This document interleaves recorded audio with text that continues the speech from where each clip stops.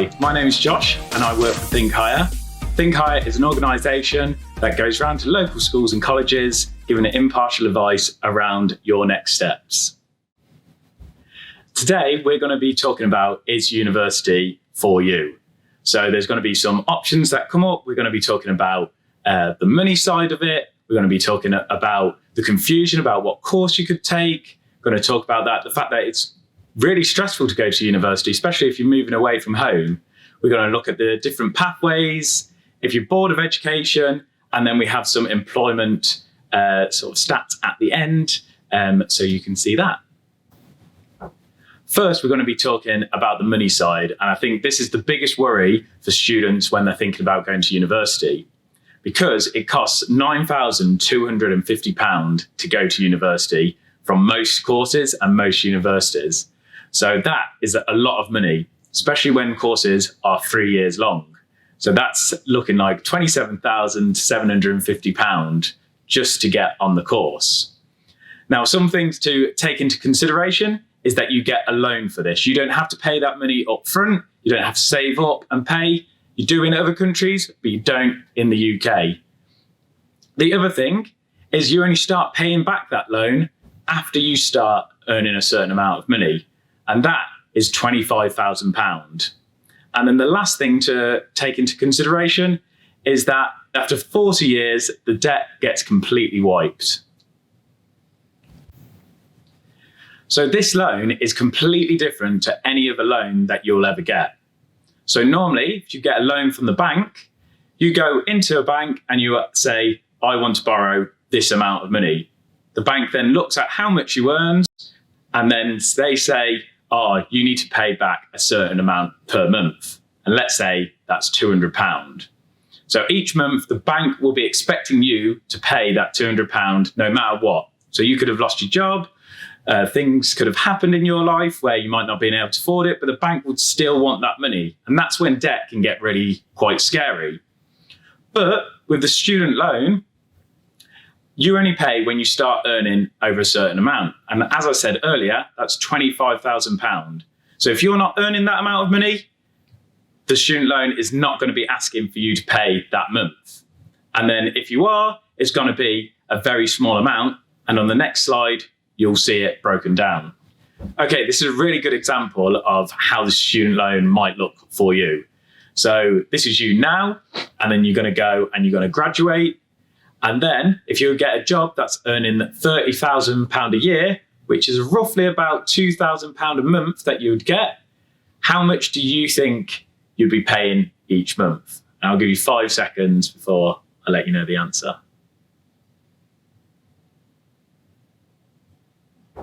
So it's £37.50, which is not a lot in the grand scheme of things when you're earning £2,000 a month.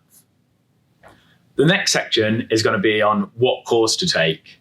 And some of you watching this video will already have taken your sort of options and you'll be in sixth form or college, but some of you will still be at school and you'll be thinking there's so many options out there. So at university, there's actually 50,000 courses in the UK currently that you could take. Now, the big thing to think about is that there's some options out there which you wouldn't have even had the chance at school to take. But when you look into it, it's not that big at all. It's because a lot of courses are from the same sort of genre of subject. So I can only talk about my own experience. And I did sport and exercise science, but I know at Coventry Uni, there was sport and exercise science, there was sports therapy, there was sports management, there was strength and conditioning coaching, there was sports nutrition.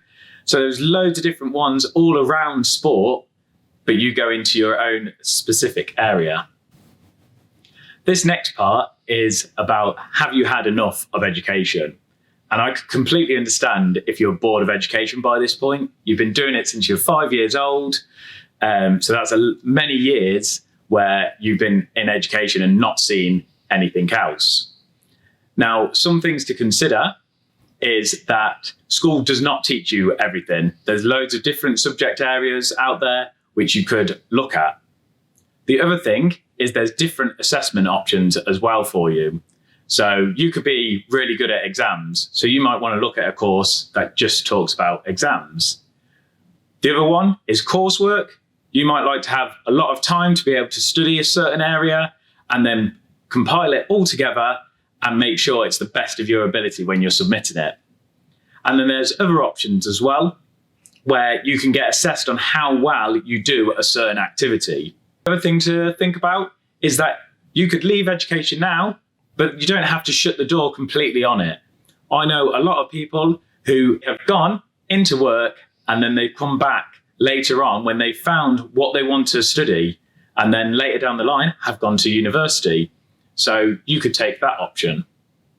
There are other options available to you as well. One of them is apprenticeships. Now, apprenticeships are a real job that you'll get, and 80% of the time you'll be working in the industry, and then 20% of your time is studying about that industry as well. And then once you finish your apprenticeship, you're fully sort of qualified in that area.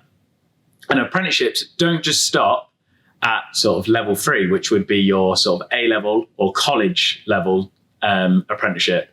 They do go on to do degree apprenticeships, which is the same as going to university. This next part is talking about it's stressful going to university, and there's a lot of different things that can make it stressful.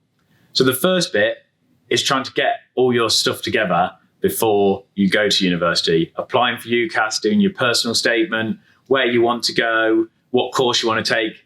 That can be really stressful.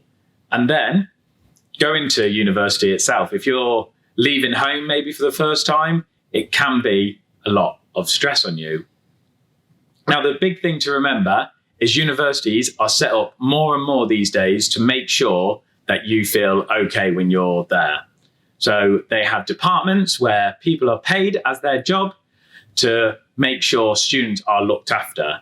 So make sure if you do go to university and you're feeling that your mental health is suffering somewhat, make sure you look out and talk to these people. This next part is around stats around going to university. So this is going to be talking about employment rates and earning potential. Now, some of these are on average, so make sure that you look out for them. The first one is graduates earn 23% more than non-graduates on average. This next one is 60% of employers don't actually mind what university degree you've taken. By going to university and getting a degree, it shows that you have got skills to be able to get that degree. Next one is 25% of jobs are only available to people who have graduated. And that makes sense. Your doctors, your nurses, lawyers, school teachers, they all need to have a degree from university to be able to do the jobs that they are doing. Passing a degree is very difficult. So that is what employers are looking out for. If you've been able to do that, they know that you have got those skills that they're looking for.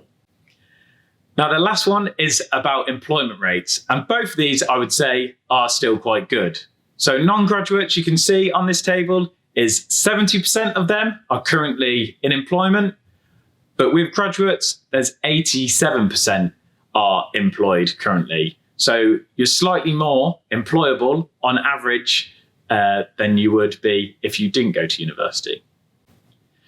So that brings us to the end of our video. If you want to find out more about ThinkHigher, you can go to our website. So if you put in ThinkHigher into Google, it'll be the top of your search. And if you want to follow us on Instagram, again, if you put ThinkHigher in, we put our sort of latest posts, what we've been doing, and also maybe some events that you could get involved with.